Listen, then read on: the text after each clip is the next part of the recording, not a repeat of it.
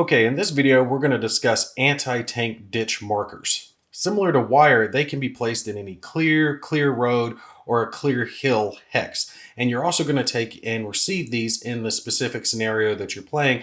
They'll be listed down in your order of battle. Do keep in mind that you cannot place them in a hex that already does contain wire or an improved position.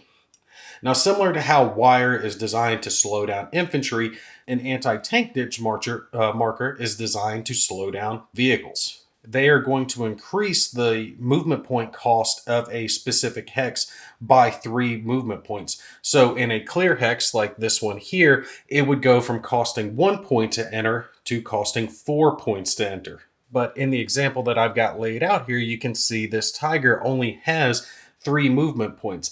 In a situation like that, the vehicle must start adjacent to the anti-tank ditch marker, and it'll spend its entire activation taking and moving into that hex. As usual, since this is a movement, it would be subjected to any potential upfire at that time. When it comes to infantry units, they aren't as affected as vehicles are by these markers, and they're only going to have to pay 1 movement point extra to take and enter the hex, and there's no penalty when they're leaving the hex. They'll just pay the normal movement point cost of whatever hex they end up moving into. Vehicles, however, are a little different when it comes to exiting, and you have to keep track of which hex you entered from, because that's going to affect the movement cost when you leave the marker's hex. So let's go back to our example here of this tiger. It's entering from this side of the anti-tank ditch marker. So it spends its entire activation.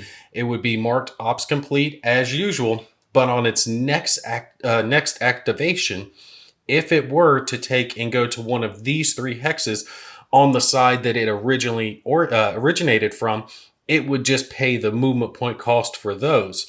But if it's going to the far side of where it entered from, it would instead have to take and spend again its entire movement point cost allowance to move to one of those 3 hexes.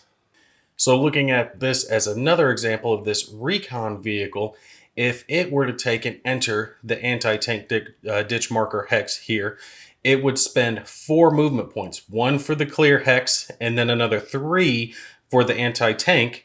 However, if it were to take and continue moving on, because it has 2 movement points left at that point, it could move into one of these 2 hexes, one on the side that it originated from, at a cost of only 1 movement point. However, if it were to go into one of these 3 hexes, it would have to spend its entire remaining movement points to enter one of those because of the penalty of crossing the anti-tank marker. One last thing to keep in mind is that you cannot overrun into a hex that contains one of these markers, but you can conduct an assault in a hex that contains one of these markers.